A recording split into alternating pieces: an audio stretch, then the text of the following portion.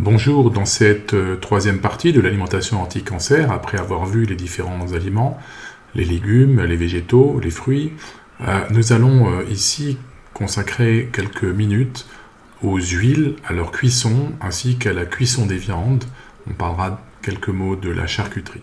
Parlons maintenant des huiles. Les huiles, vous savez qu'elles sont constituées par plusieurs acides gras, des acides gras polyinsaturés, monoinsaturés et complètement saturés. C'est leur répartition dans les huiles qui fait la différence de propriété de ces huiles. La meilleure actuellement pour notre santé, c'est l'huile de colza. L'huile d'olive ne passe qu'en deuxième position parce que l'huile de colza est sans doute la meilleure répartition oméga 3, oméga 6 de l'ensemble des huiles. Je rappelle que l'huile d'olive ne possède pas d'oméga 3 ou en très très faible quantité, alors que l'huile de colza en possède juste le bon rapport qui est de 2 oméga 6 pour 1 oméga 3. L'huile de lin, qui est également riche en oméga 3, a un rapport qui n'est pas non plus excellent. De plus, l'huile de lin doit se conserver au frigidaire, au frais, et possède un petit goût de paille qui n'est pas forcément agréable avec tous les aliments.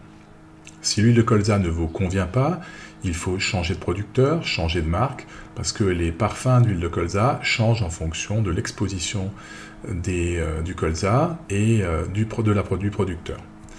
Donc, consommer de l'huile de colza, la ration c'est 2 cuillères à soupe à 3 cuillères à soupe d'huile tous les jours. Évitez de la chauffer, mais on peut la chauffer jusqu'à 180 degrés. Alors justement, quels sont les risques de cuisson de ces huiles? Il faut absolument éviter de dépasser 180 degrés. On a deux types de cuisson. On a des cuissons, soit vous les faites à la poêle, et là le risque c'est l'oxydation de ces huiles avec la formation de produits qui sont toxiques.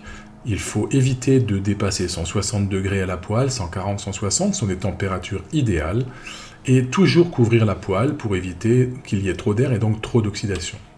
La deuxième façon de cuire, c'est dans des bains d'huile. Dans les bains d'huile, on va tremper la substance à frire dans ces bains. Il faut absolument là éviter que ce soit mouillé, qu'il y ait de l'eau mélangée avec ces produits. Il faut ne pas dépasser 170, 175 à 180 degrés. Les temps de cuisson sont un peu plus longs, et éviter également les contacts avec l'eau, et en particulier éviter les surgelés qui sont remplis d'eau. Donc on le voit, deux types de cuisson. Les deux, c'est soit l'air, soit l'eau qui sont péjoratifs pour ces huiles, et donc pour ce qu'il va cuire. Donc éviter la formation de ces acides gras oxydés, de ces graisses trans, de ces polymères tricycliques qui pourraient se produire grâce à votre cuisson qui est soit trop chaude, soit associée avec de l'eau. La cuisson des viandes pose également souvent des problèmes parce qu'elle peut former deux substances qui sont particulièrement toxiques et cancéreuses, que sont les amines hétérocycliques ou bien les hydrocarbures polycycliques aromatiques. Ces deux substances sont produites par la cuisson de la viande, surtout quand on dépasse 180 degrés, et c'est le muscle qui est chauffé, la créatine du muscle qui est chauffé, qui va provoquer par exemple la formation de ces amines hétérocycliques. On le retrouve plus dans la viande rouge, mais on peut atténuer ce phénomène si on rajoute des épices, des aromates ou une marinade à la cuisson de cette viande. Il vaut mieux, dans ces cas-là, utiliser des cuissons humides, des cuissons vapeur. Deuxième produit particulièrement toxique, ce sont les hydrocarbures polycycliques. Ceux-ci sont produits par la fumée, c'est le fumage des produits de la viande. C'est également le toastage ou la torréfaction de la viande qui est responsable de la formation de ces produits particulièrement toxiques. Là, on va réduire son effet anticancéreux par l'adjonction de sel, par l'ajout de polyphénol, de nouveau par des marinades.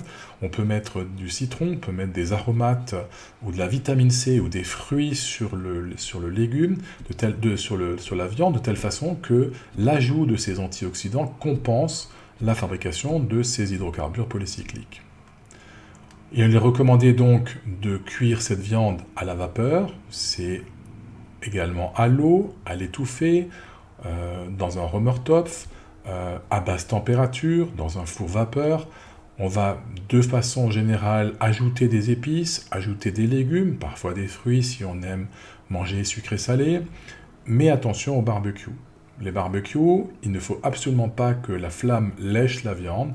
raison pour laquelle la plupart du temps maintenant il faut faire des barbecues verticaux, de telle façon que la flamme se retrouve du côté de la viande et la viande chauffe sans être exposée à la flamme. On recommande également, quand on fait ces genres de barbecue, de mettre un peu de citron sur des poissons grillés ou un peu de romarin sur la viande, de telle façon que leur effet antioxydant compense les effets délétères de la cuisson. Attention également aux charcuteries. Les charcuteries sont remplies de nitrites qui vont se transformer en nitrosamines, qui sont particulièrement délétères et provoquent généralement les cancers du côlon et d'autres cancers.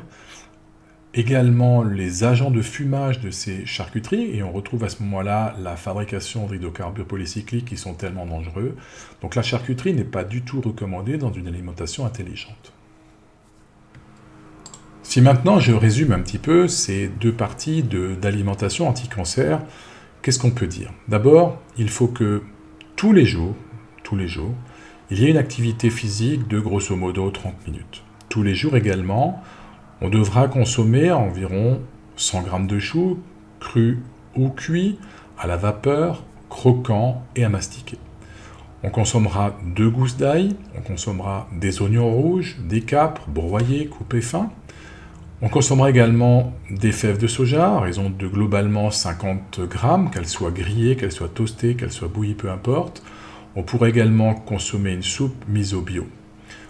On prendra 1,5 cuillère à soupe de graines de lin mixées avec un peu de pain de seigle. On mettra 2 cuillères à soupe de curcuma dans notre alimentation, dans notre plat, associé avec du persil, avec du romarin. On boira dans la journée 4 à 5 tasses de thé vert qui auront infusé pendant 8 à 10 minutes et qui n'ont pas été conservés dans une thermos. On va consommer 100 g de fruits rouges, 2 à 3 cuillères à soupe d'huile de colza, et 2 fois par semaine, on mangera 150 g de poissons gras, que ce soit des sardines, des harengs, du maquereau, du thon, du saumon, des flétans, des anchois, peu importe, mais une consommation régulière de ces poissons gras. On prendra au dessert un agrume, on prendra du raisin, on prendra pendant le repas des fibres, 50 g par jour, sous forme de légumes secs, sous forme de céréales complètes, et bien évidemment également des champignons que l'on pourra rajouter dans une ratatouille à raison de 10 g de champignons par jour, ainsi que des algues sous forme de paillettes ou sous forme fraîche. Voilà un petit peu les aliments que nous pouvons distinguer dans toute la panoplie de notre industrie agroalimentaire. Ces aliments ont fait tous leur preuve d'efficacité, beaucoup d'études scientifiques l'ont confirmé, donc je vous recommande, si vous voulez une alimentation qui pourrait prévenir l'apparition de ce cancer, qui pourrait prévenir la récidive d'un cancer, de respecter ces consignes qui sont maintenant clairement établies.